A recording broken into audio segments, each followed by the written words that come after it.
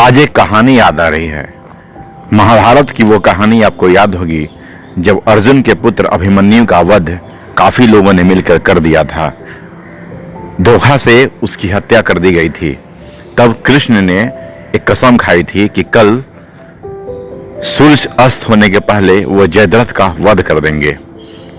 और अगला दिन जब लड़ाई शुरू हुई तो काफी सारे कौरव सेना ने मिलकर जयद्रथ को छुपा दिया था और वो उसे सामने नहीं आने दे रहे थे। सूरज अपनी गति से अपनी यात्रा कर रहा था और ऐसा लग रहा था कि आज सूर्यास्त जल्दी हो जाएगा और अर्जुन की वो प्रतिज्ञा पूरी नहीं होगी। और इस कारण से जब अर्जुन की प्रतिज्ञा पूरी नहीं होगी तो उसने कसम खाई थी कि सूर्यास्त के पहले अगर जयद्रथ का वध नहीं करेंगे तो वो खुद जलती हुई चिता पे अपनी जान दे देंगे। ऐसा करते करते काफी वक्त बीत गया और अंत में कृष्ण ने एक चाल चली। सूरज के सामने बादल को ला दिया जिससे लगा कि शाम हो गई और अब अंधेरा होने जा रहा है। सारे कौरव सेना हंसने लगे और तब जयद्रथ को सामने लाए। तब सबको लगा कि अर्जुन की मृत्यु हो जाएगी, अब अर्जुन नहीं बचेगा और हम महाभारत के अन्याय वाला युद्ध जीत जाएंगे, जो कि ये अन्याय कौरव अन्याय थे। तब कृष्ण ने उस बादल को अपने इशारे से हटने को कहा और बादल हट गया और फिर उजाला छा गया। और फिर अर्जुन ने अपने बाण से उस जयद्रथ का वध कर दिया जो एक अभिमन्यु जैसे वीर को गलत तरीके से मारा था। दोस्तों गुड मॉर्निंग, मैं रूपेश।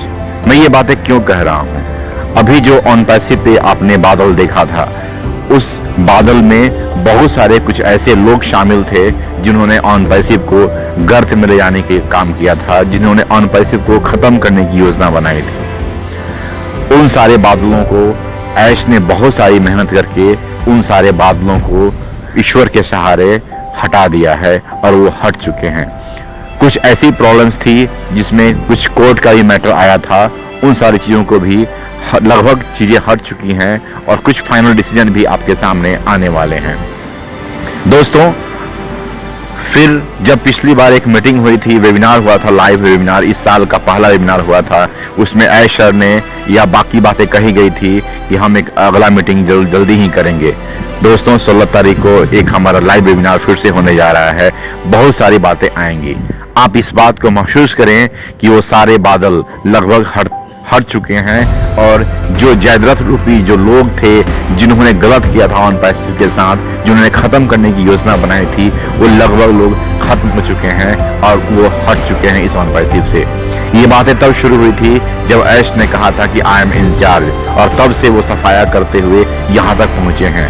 और उसी जोश और जुनून के साथ उसी फाउंडर पे जो आज जो भी फाउंडर हैं वो इस बात को मानते हैं कि जितने भी फाउंडर हैं वो फाउंडर उनके लिए एसेट हैं, वही उनकी संपत्ति है पूरी उम्र की, और उस संपत्ति को खत्म नहीं करना चाहते हैं और नए सिरे से फिर बहुत कुछ प्लान करके नई चीजें सामने ला रहे हैं। दोस्तों हमें भरोसा रखना है, विश्वास रखना है उस ऐश पे और उस असीम शक्ति ऊपर वाले पे, जो कि हम लोगों को एक ऐसी कंपनी करने का मौका दिया है जिसका नाम ऑन पैसिव है, जहां पे एक ईमानदारी से हमारा सीईओ वर्क कर रहा है और निसंदेह आने वाले कुछ चंद दिनों में बहुत कुछ हमारे सामने आएंगी। आप OES पे जाके देख सकते हैं, नए वेबिनार का डेट दिया हुआ है।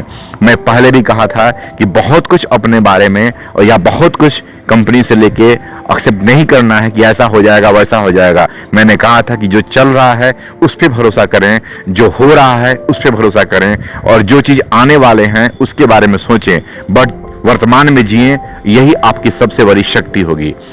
मिलता हूं नए वीडियो में। चीजें और भी सामने आ रही हैं, बी पॉजिटिव, और हाँ आप अपना ख्याल रखें, because we are in it to win it.